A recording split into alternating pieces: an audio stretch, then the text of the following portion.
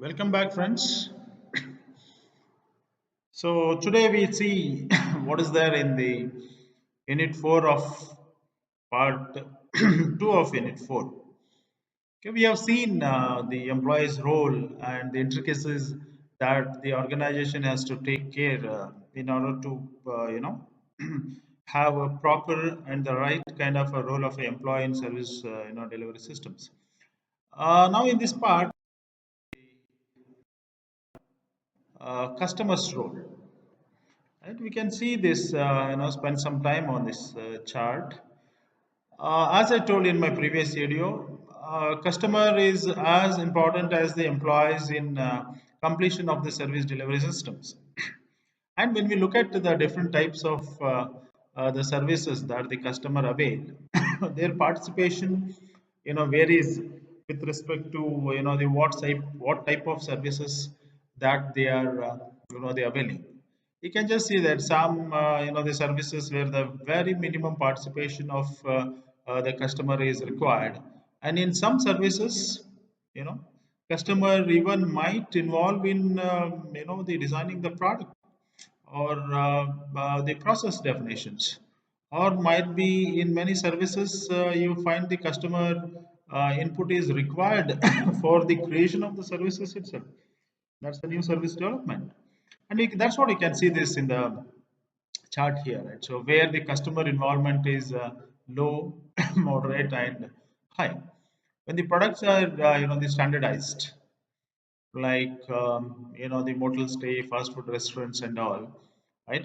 Service is provided regardless of any individual purchase. Payment may be the only required customer input here. It's a very minimum, the requirement.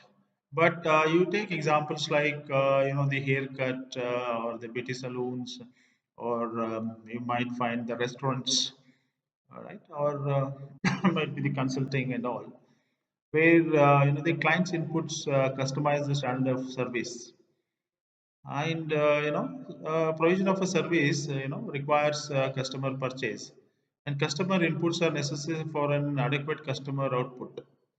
But the service firm provides the service even though he is involved. The creation of the services, take the case of the beauty salon. We are literally involved in creating the services here, right? The way we want ourselves to be trimmed in, and we are giving instructions to the person over there, and we create the services. The next one you can see there: personal training, weight reduction programs, and in marriage counselings and all, right? Client active participation guides the customized service. Of course, we require a customized, the service here. Service cannot be created apart from the customer's purchase active participation.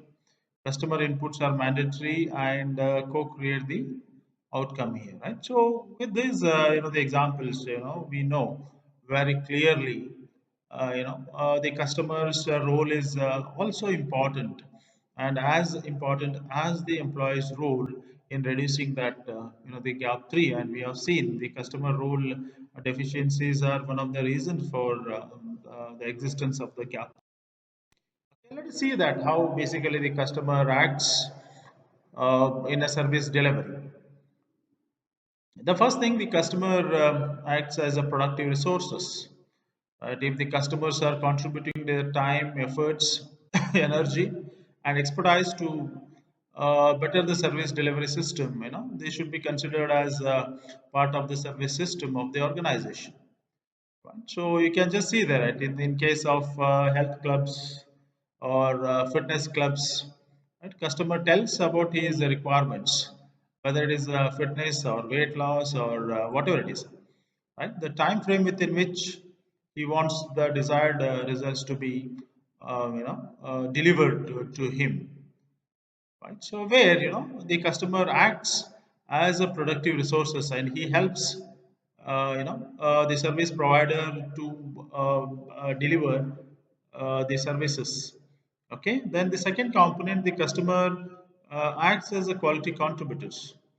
Here you can say that, as I said, the customer plays an important role in delivering satisfaction from the service delivery. They contribute their own satisfaction and the ultimate quality of the services they receive through the active participation. Okay, say for example, you go to the health club or the fitness club, and we are not putting, the customer is not putting the best efforts for the desired outcomes what he or she was intended to get. Then there is a problem with the quality. The outcome is that customer may not be able to reduce the weight, or the outcome might be the customer may not be fit as he or she was expecting, or the customer may not be able to tune their body as the expectations.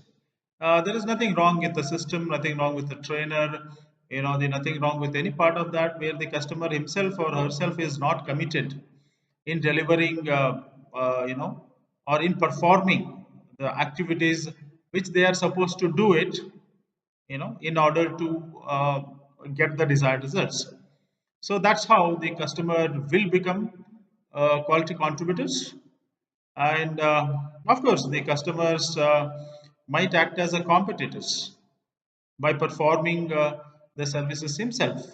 The customer can choose partially, they perform the service or the entire service themselves, and may not seek the outside services.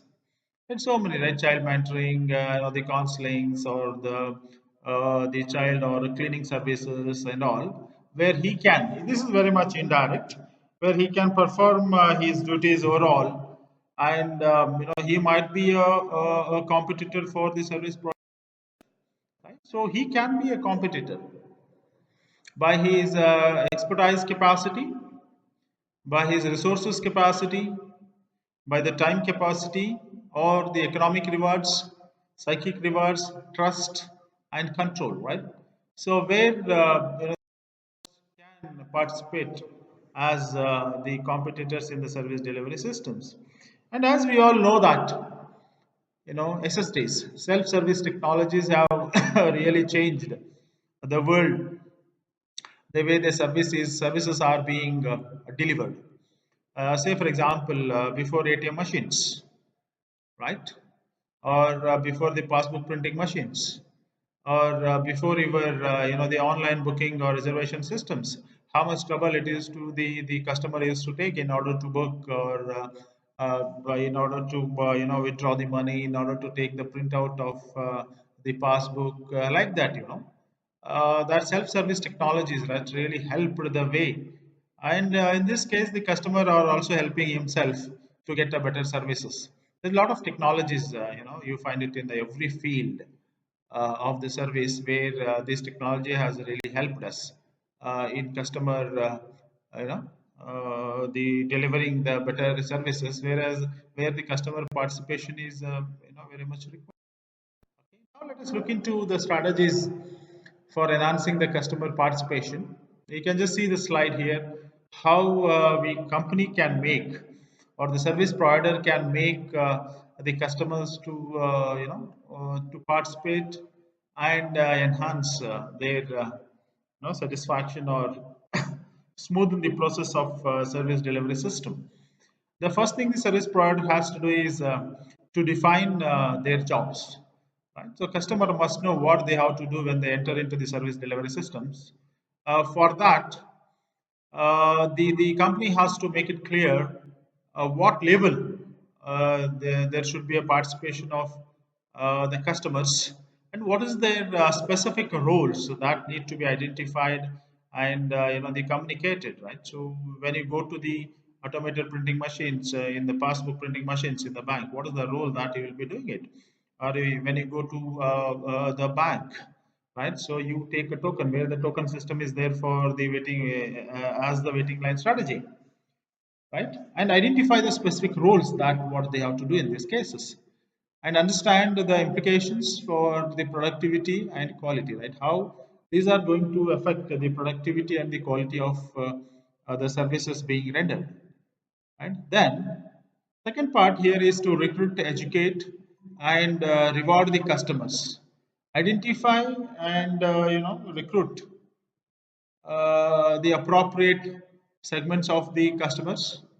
Then educate the customers for their roles, and provide the reasons to participate, right? So maybe the customer may not come when the service provider says that you need to participate in the service delivery system. In certain cases, it's possible, the only when the customer is, the convinced, or customer get convinced, only when he will be receiving a better services if he participates.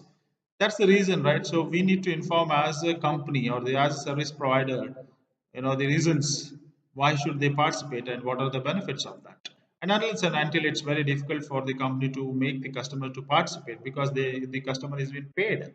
Customer paid for the services what they are availing, and there the company's duty is to say that the reasons why should you participate in the service delivery system. And certain the services like health, the fitness, those industries, everybody knows that the customer participation is, either as a product or the participant is very much important. But certain industries, so where the customers has to be, he has to get the reasons to participate. Then maybe reward the customers, based on their performance. The third aspect here is manage the customer mix. Assess the compatibility of each segment, and try to see which will be the best mix for me in terms of customers. Then isolate incompatible segments, then enhance the segment capacity. So all this, if we are able to do, then might be I'll be, enhancing the customer participation and convincing the customer, why should they participate, and what are the benefits of participating, and how you can make them to participate by understanding their roles and their responsibilities within the service delivery systems. So then I need to define, right? So that's what I said, define the customer jobs.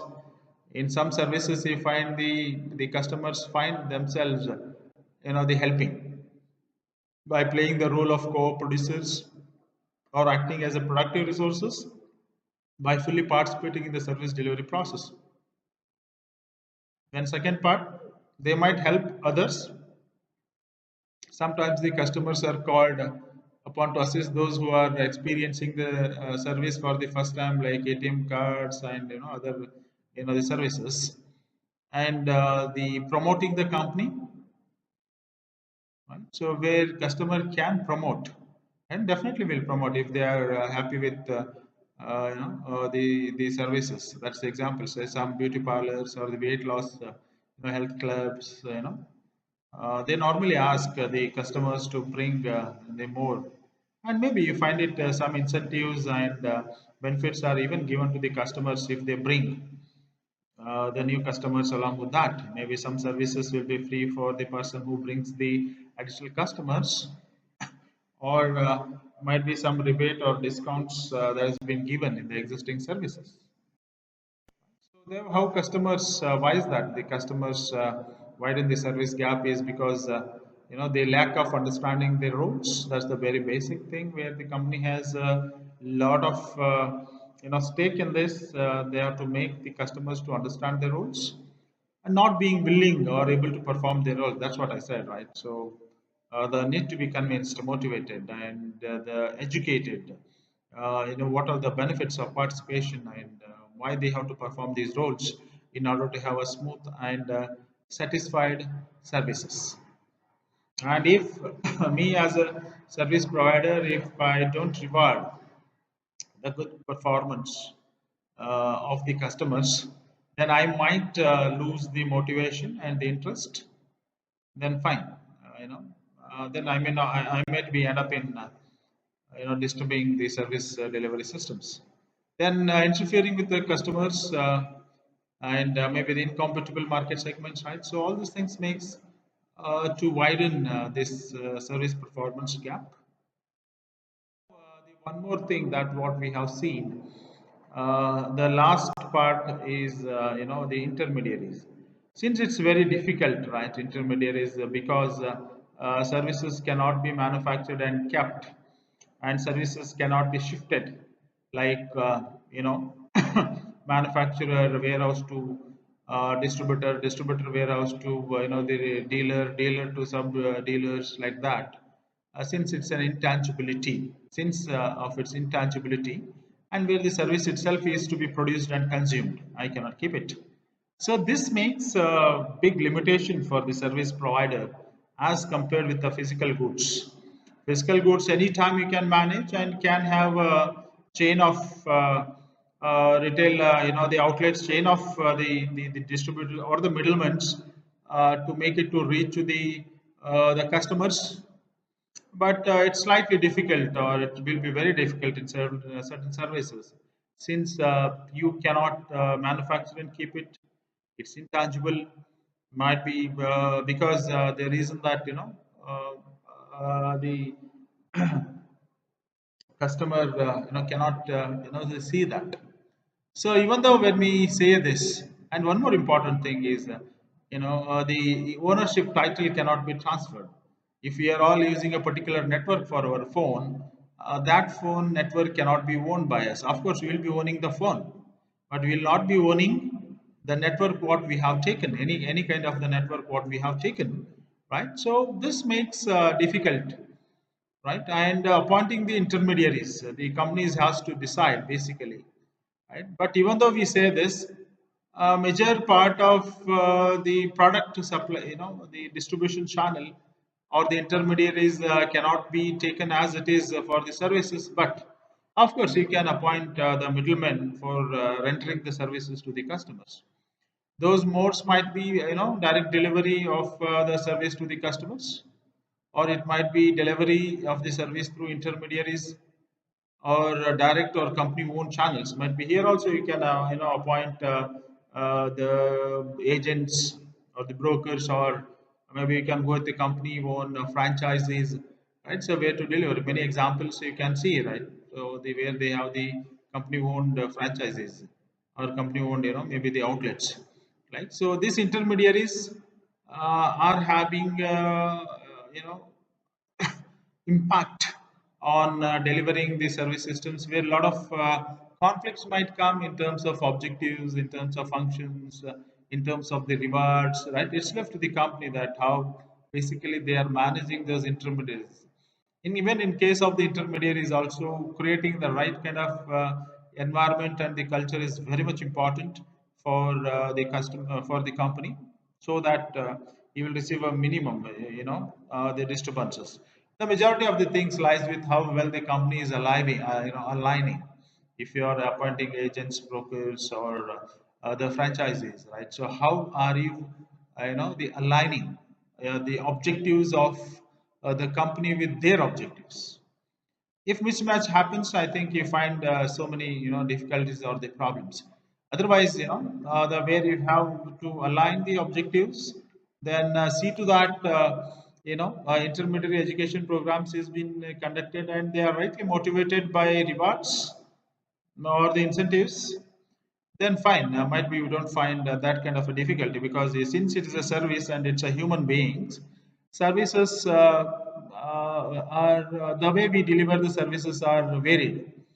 There is a difference between a dealer and the franchisee and the company owned outlet, right? All are human beings, and the service is intangible.